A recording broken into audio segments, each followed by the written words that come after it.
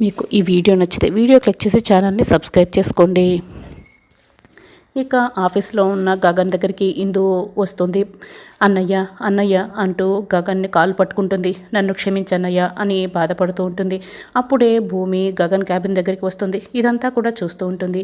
ఏంటమ్మా ఇందు, ఎందుకమ్మా ఏడుస్తున్నావు అని గగన్ అడుగుతూ ఉంటాడు. అన్నయ్య, నాకు ఇవ్వవలసిన కట్నాన్ని మా అపూర్వ అత్తయ్య చేత ఇప్పించలేక మా వాళ్ళంతా బాధపడుతూ ఉంటే ఆ 2 కోట్ల కట్నం డబ్బులు నువ్వు ఇచ్చేసి నా కాపురం నిలబెట్టావన్నయ్య. థ్యాంక్ యూ సో మచ్ అన్నయ్య. నీ రుణం ఈ జన్మకి తీర్చుకోలేనన్నయ్య. నన్ను కొట్టునయ్య, కొట్టు, నా కాపురాన్ని నువ్వు నిలబెట్టావన్నయ్య అని హిందూ చెప్తూ ఉంటుంది.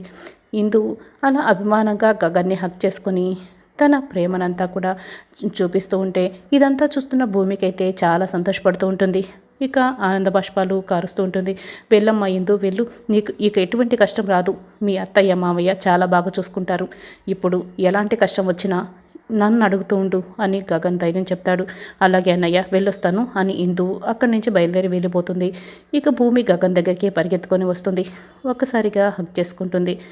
ఇంత మంచి గుణమున్న వ్యక్తి నన్ను ప్రేమించటం నేను చేసుకున్న అదృష్టం అని భూమి గగన్ని గట్టిగా హక్ చేసుకుంటుంది.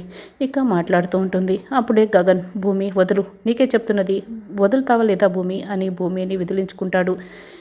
ఇంత గొప్ప వ్యక్తి నన్ను ప్రేమించడం నేను చేసుకున్న అదృష్టం అని అంటున్నా.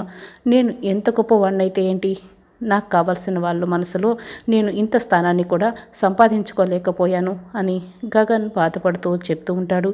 గగన్ మాటలు విన్న భూమి అయితే బాధపడుతూ ఉంటుంది.